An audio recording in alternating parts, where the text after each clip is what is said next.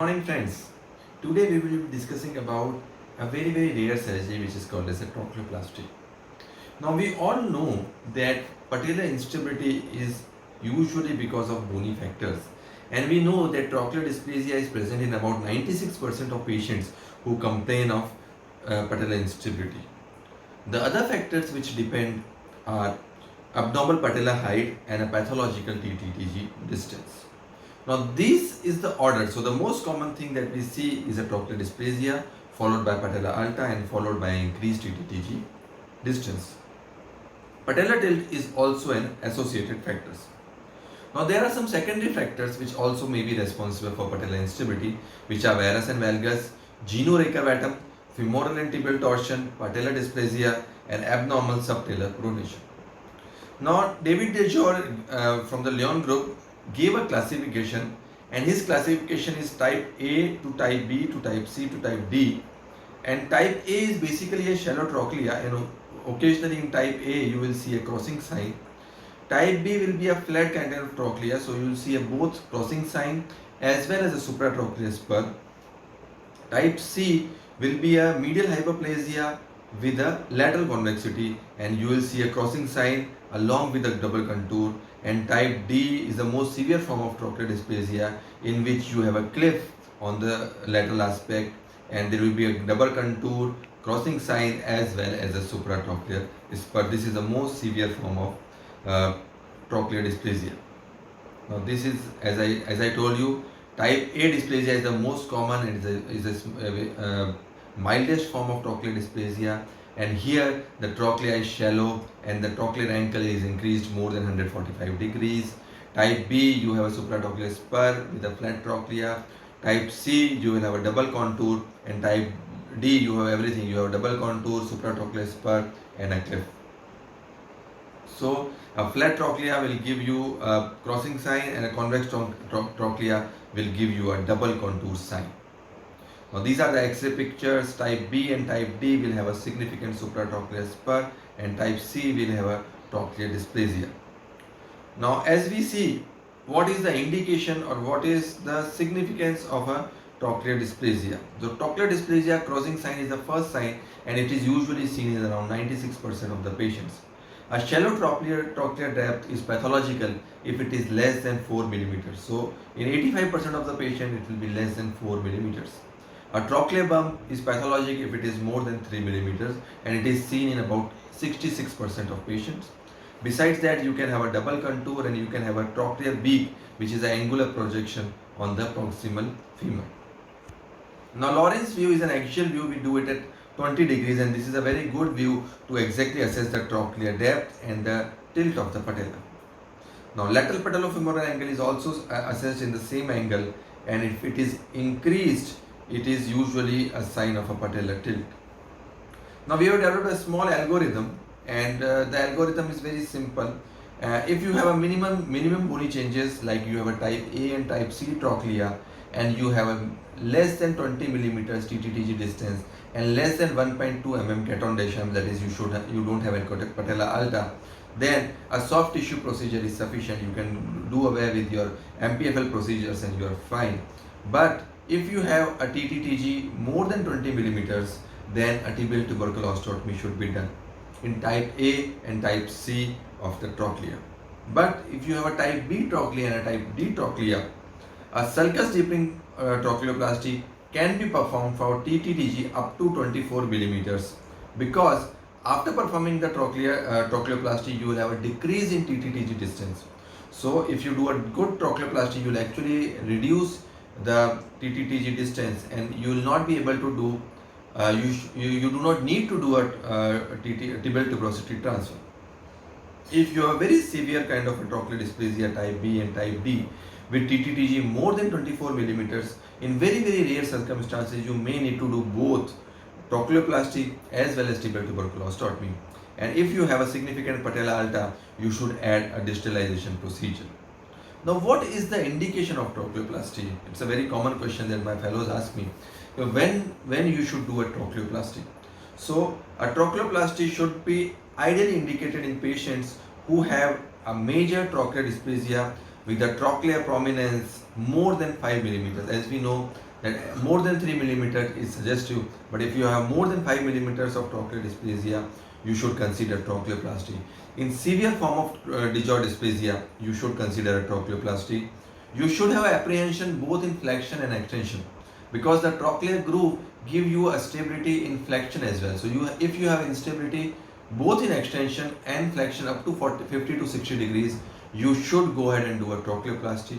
If you have a patellar instability only in full extension, then you can just do your soft tissue procedures and it will be fine. Also, your lateral trochlear inclination angle should be less than 11 degrees. A very important point is you should not do a trochleoplasty if you have a pre-existing trochlear condyle loss.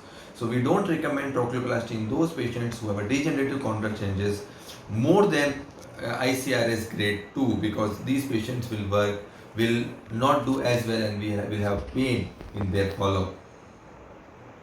So the initial trochleoplasty, the first trochleoplasty was described by LB and it was an elevation trochleoplasty.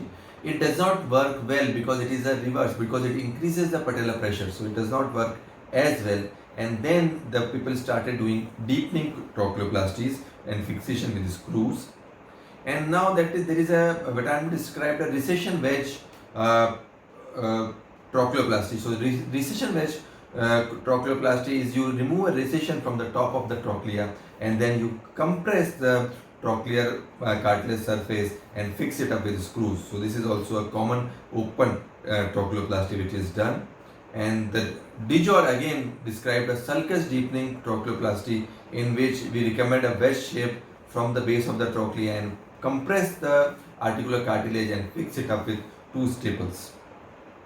Now this is a picture of sulcus deepening trochleoplasty, in which we remove the cartilage underneath the patellar condyle surface, the trochlear condyle surface, and we make a groove which is more lateral to the original groove, and then we will just press the cartilage onto the bony bed. Now this is the open trochleoplasty, in which we insert one anchor in the center and then we use several anchors on the surface. We use 2 to 3 anchors on the side of the surface, and that will compress the cartilage on the bony bed. It's a very good procedure, but in many series there is a high chance of post-operative arthrofibrosis.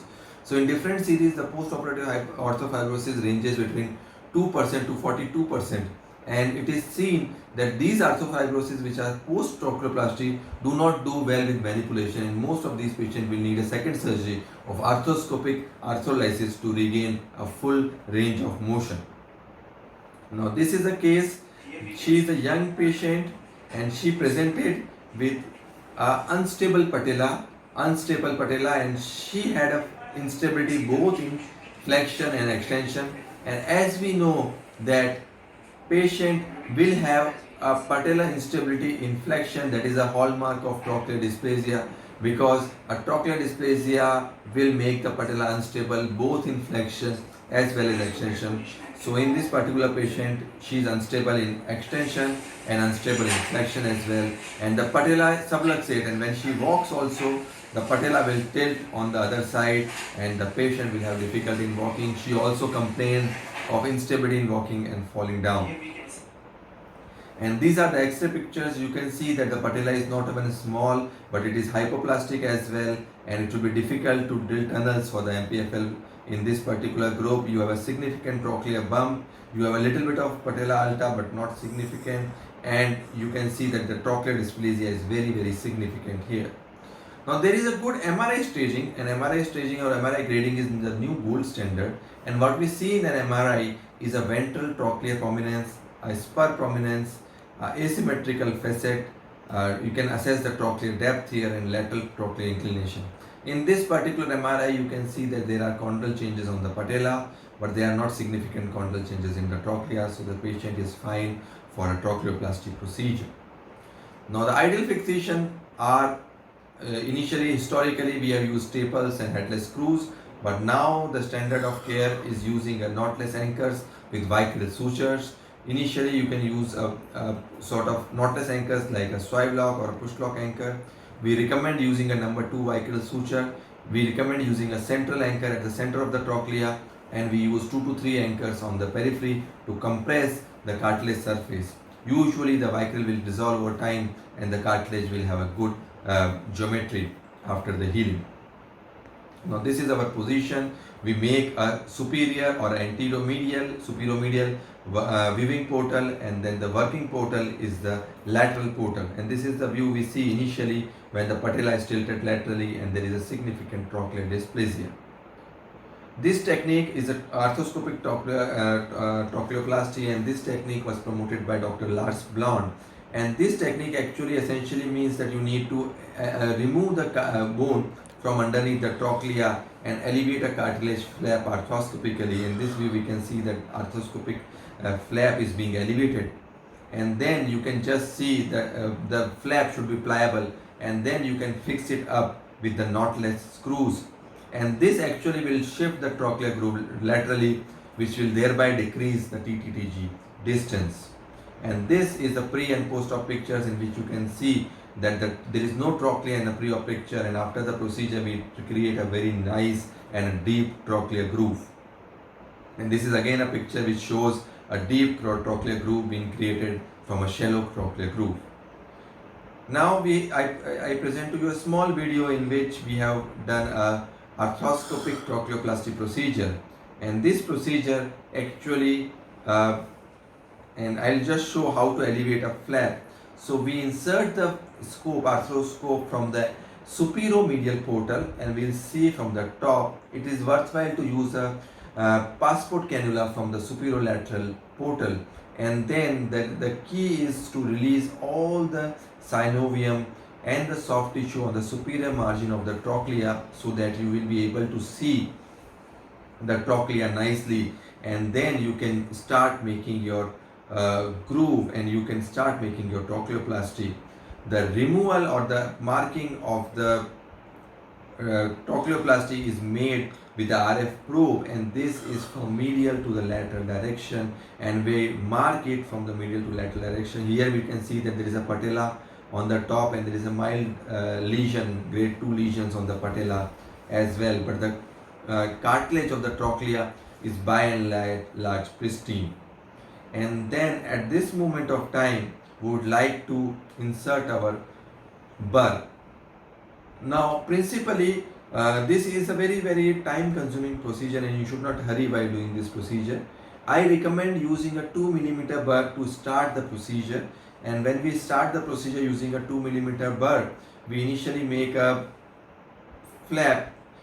We must always use a smaller burr initially, because that will mark the level of your arthroscopic trochleoplasty, and when you mark it nicely with a small 2.5 mm burr, then you can use a larger burr for raising the flap. This procedure, again I repeat, has to be done very slowly with abundant caution, because we don't want to break the flap in between. So here we are just using our burr very carefully, and now we have started elevating the flap. And then you can remove the bone both from the bony bed and as well as from the cartilage flake, and in the center you remove more bone, because we want a deep trochlear groove. So we remove more bone in the center of the trochlear groove as compared to the side, and now we can shift to a larger burr, and the larger burr will go in deep, and we have to reach up to the center or the notch of the trochlea while elevating the flap. Once you have elevated a good flap, then you can also use an osteotome to complete the flap. And when you are using osteotome, be very careful that you don't have to fracture the flap. So if you are using an osteotome to elevate, you may fracture the flap, which is not a good thing. So you have to be very gentle while using your osteotome, specifically in the central part of the groove where we have removed more bone as compared to the side part. And we'll again go ahead and do our keep elevating your flap, and this is the money step. You have to do this step very slowly. And once you do this step, when you look from above, you will see that a good trochlear groove has already been established without doing anything. And then the only work you need to do is to fix it up nicely with your vicryl suture. So one knotless anchor in the center with 3 loops of vicryl you have to tie, and then you can tie it on the lateral side. You may need to do an accessory procedure in these patients. So I usually recommend MPFL reconstruction in all these patients. In this particular case, I did an MQFL reconstruction because of the hypoplastic patella. If you do a drill, your drill holes in the hypoplastic patella, there is a high chance of patella fractures. So in this particular patient, I did a medial quadriceps reconstruction, and you can add a lateral retinaculum lengthening as well. The patient went ahead with a very nice approach, and this is usually what is the final picture that we see. There is a very nice trochlear groove with your vicryl sutures in place. Thank you.